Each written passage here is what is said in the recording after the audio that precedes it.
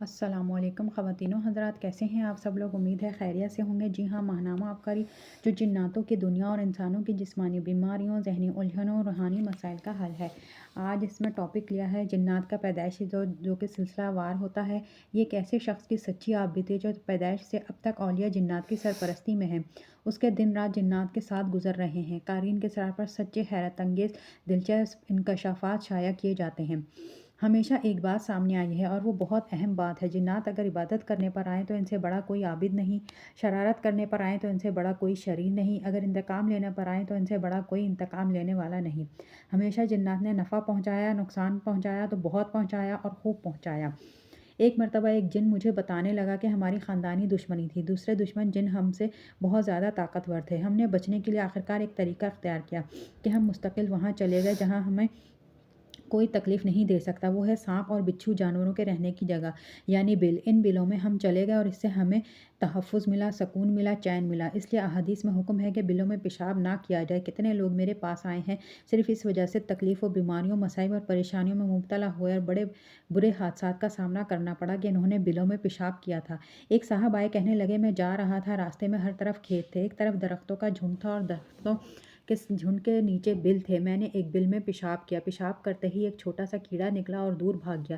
میں سمجھا کہ میرے پیشاب کی وجہ سے وہ چلا گیا۔ میں جب اٹھا تو سامنے دیکھا ایک بہت بڑا سانپ پھن پھیلائے کھڑا ہے اور وہ مجھے ڈسنا چاہتا ہے، اور پھر میں نے محسوس کیا کہ وہ اتنا بڑا سانپ ہے کہ اگر وہ منہ کھولے تو مجھے سارا نگل جائے۔ مجھ پر کپکپی طاری ہو گئی، حتیٰ کہ میں بے ہوش ہو گیا۔ جب ہوش آیا تو ساتھ گاؤں کے کسی گھر میں نے اپنے آپ کو پایا۔ گاؤں کے لوگ کہنے لگے ہم گزر رہے تھے، ہم نے دیکھا کہ آپ گرے ہوئے تھے، اس لیے اٹھا کر یہاں لے آئے ہیں۔ میں نے انہیں اپنا سارا واقعہ سنایا۔ وہ ایک درویش کو لے آئے۔ اس درویش نے پھر سارا مجھ سے واقعہ سنا اور فوراً کہنے لگے آپ نے اس بل میں پیشاب کیوں کیا؟ بل میں پیشاب نہیں کرنا چاہیے تھا، یہیں سے آپ کا نقصان ہوا ہے۔ اب وہ جنات آپ سے انتقام لیں گے اور چھوڑیں گے، اور کہنے لگے بلوں میں جنات کے گھر ہوتے ہیں۔ بظاہر وہ سانپ اور دوسرے جانوروں کے بل نظر آئیں گے، لیکن اصل میں وہ جنات کے گھر ہوتے ہیں اور جنات وہاں رہتے ہیں، اور وہاں جنات کی آماجگاہ ہوتی ہے۔ جنات اپنے گھروں میں پیشاب کرنے کو نہایت ناپسند کرتے ہیں اور بہت زیادہ ناراض ہوتے ہیں۔ اس شخص نے بتایا میں جب بھی سوتا وہ سانپ میرے سامنے آ جاتا اور میری طرف اپنا پھن پھیلاتا اور اس طرح منہ کھولتا کہ وہ مجھے کھا جائے گا اور ڈس لے گا۔ میں پریشان، میری آنکھ کھل جاتی اور میری چیخیں ہوتی۔ بس یہ مشکلات اور مسائل میری زندگی میں مسلسل ہیں، کسی پل نیند نہیں، سکون نہیں، چین نہیں، ہر پل ایک مشکل، پریشانی اور ایک الجھن ہے۔ کوئی بلا کھا جائے گی، کوئی مصیبت ٹوٹ پڑے گی، خاص طور پر وہ بلا جو سانپ کی شکل میں ہے۔ اس کا ازالہ صرف یہی تھا کہ ان جنات کو راضی کیا جاتا ہے جن کے گھروں میں اس نے پیشاب کیا تھا۔